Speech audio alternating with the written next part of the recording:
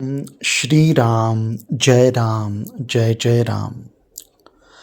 कहते हैं कि श्री संकट मोचन हनुमान मंदिर और श्री काल भैरव मंदिर के दर्शन के बिना काशी यात्रा अधूरी है।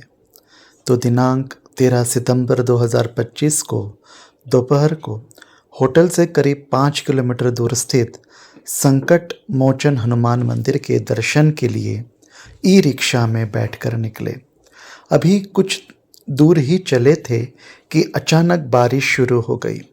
धीरे धीरे बारिश बढ़ती गई और अंततः उसने मूसलाधार बारिश का रूप ले लिया। देखते ही देखते वाराणसी की सड़कों पर सब तरफ पानी ही पानी नजर आ रहा था। ऐसा लग रहा था मानो पुण्य सलीला गंगा ने अपने तट को छोड़कर वाराणसी नगर को आप्लावित कर दिया हो।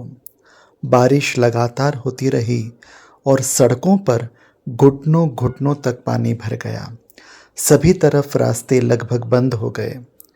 हमारी ई रिक्शा के जो ड्राइवर थे वह बार बार रास्ते बदल बदल कर मंदिर तक पहुंचाने की कोशिश कर रहे थे, परंतु कोई भी रास्ता ऐसा नहीं था जहां पानी न भरा हो। पानी भर जाने की वजह से 2 पहिया और 4 पहिया वाहन जगह जगह रास्ते पर बंद पड़ गए थे। न तो बारिश थम रही थी और न ही कोई ऐसा रास्ता दिख रहा था जहां पानी न भरा हो। यह देखते हुए हमने अपने ड्राइवर से कहा कि वापस होटल ही ले चलो, तो उसने कहा नहीं नहीं, हम दर्शन करने ज़रूर चलेंगे। तो वह ऑटो चालक लगातार जद्दोजहद करता रहा, बार बार नए रास्ते ढूंढता रहा।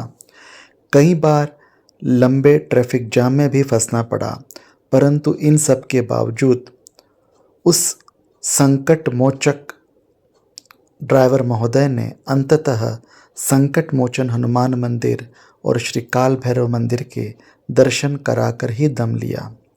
आश्चर्य की बात ऐसी कि जहां और दूसरी गाड़ियां पानी भर जाने की वजह से बंद हो रही थी, हमारी ई ऑटो रिक्शा पूरे रास्ते करीब 4 साढ़े 4 घंटे के सफ़र में कहीं भी बंद नहीं हुई।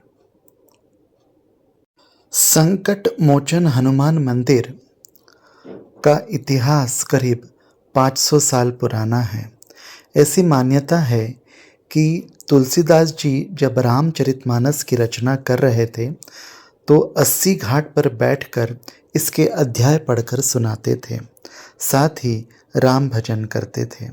उनकी कथा सुनने एक वृद्ध कुष्ठ रोगी प्रतिदिन सबसे पहले आता और अंत में जाता।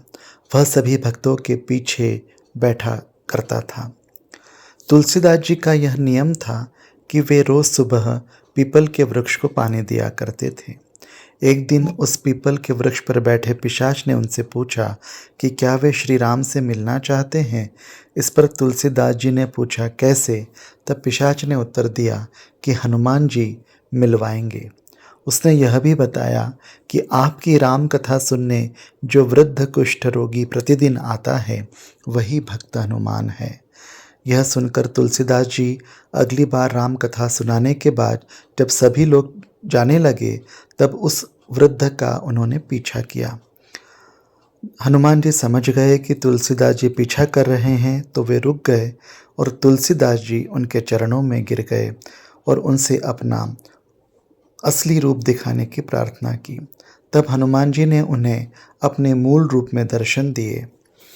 कहते हैं कि तुलसीदास जी ने हनुमान जी के ही सामने अपनी लिखी हनुमान चालीसा का पाठ करके पहली बार सुनाया। इसके बाद उन्होंने श्री राम से मिलने का मार्ग पूछा तो हनुमान जी ने उन्हें बताया कि श्री राम और लक्ष्मण उन्हें चित्रकूट में मिलेंगे। तुलसीदास जी ने जिस स्थान पर रामचरितमानस का वे पाठ कर कर सुनाते थे और जहां हनुमान जी ने उन्हें दर्शन दिए, उसी स्थान पर अपने हाथों से इस संकट मोचन हनुमान मंदिर की स्थापना की थी। यह देश भर के सबसे सिद्ध हनुमान मंदिरों में से प्रमुख है। ओम श्री राम जय जय राम।